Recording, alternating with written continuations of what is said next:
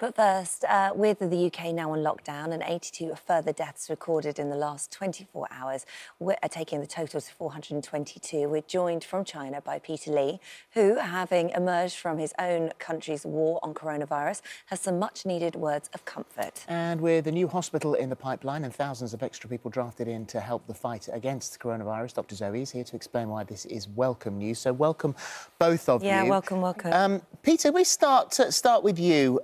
You're in Shanghai, you've got your wife, Minnie, your son, Ethan, who's 4.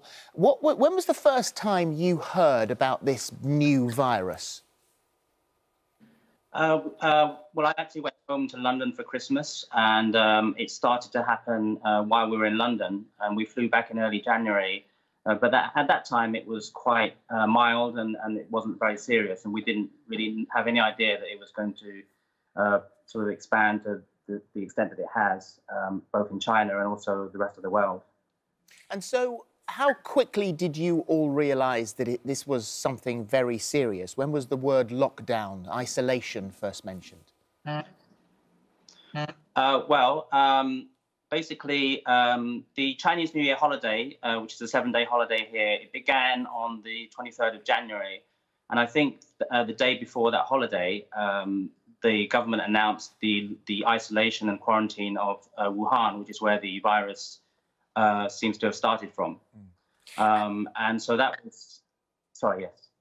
I know, I was going to ask you, and so once sort of these measures were put in place, how did people respond? Were they very cooperative? Because over here we've sort of seen differing in opinions, really. Some people have taken this very seriously, very literally, and haven't left the house, and lots of other people, I mean, even yesterday we saw that the police had to separate some people having a barbecue. So people aren't taking it that seriously here. What was it like there? Yeah, I mean, I think we've all seen the news clips from the UK, and I think that compared to the UK, in China, people got on board really, really quickly. I think people were, you know, they were very concerned about getting the virus. A lot of people stayed at home, even without instruction from the government. You know, so I think that that's, you know, overall, I think that in China, people really did, everyone got engaged at every level, and you know, they've all cooperated very well. So temperatures are taken everywhere. Every time you go into a building, a restaurant, a bar, your details are taken down. You know, it might be seen as an invasion of privacy for maybe in Western countries, but here people are absolutely fine with it, and it's become the new normal, even now, like 2 months later.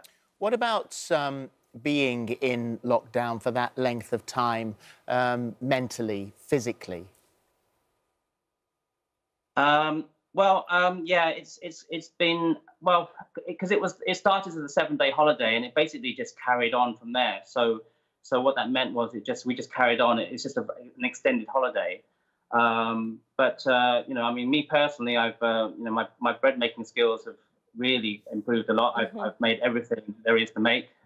I've made Gino's spaghetti bolognese. You know, we just home cooking everything all the time. And I think that's actually a trend that's happened throughout China. Everyone's posting food that they've cooked at home now. Certainly in the beginning, people were a little bit afraid to get takeout because there was a risk of contamination. So people were cooking more. And you weren't able to eat in restaurants because they were closed down. They were only allowed to do deliveries.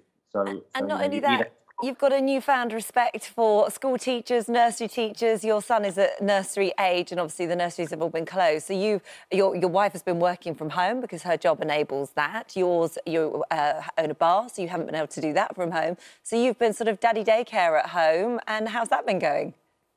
Yeah, I mean, I run a bar, so I work at night. So during the day, it's been fine for me to sort of hang out with my son. I've enjoyed it a lot. But my wife, you know, she works normal office hours during the day, but she's working from home. So it's definitely been a little bit more stressful for her, especially when she's, you know, under a deadline or having a conference call and my son is sort of looking for attention. It's definitely been quite difficult for her. What about sort of words now to everyone pretty much watching this now is going to be stuck inside. We've got beautiful weather here at the moment. Not everybody has even a space that they can go and sit. I ended up at the bottom of the bed yesterday with the window open and the sun was coming in through the window, and I sat on the carpet and thought, oh, well, there you go. You know, and suddenly you appreciate the sunshine that little bit more. But if there is light at the end of the tunnel, you know, this does end.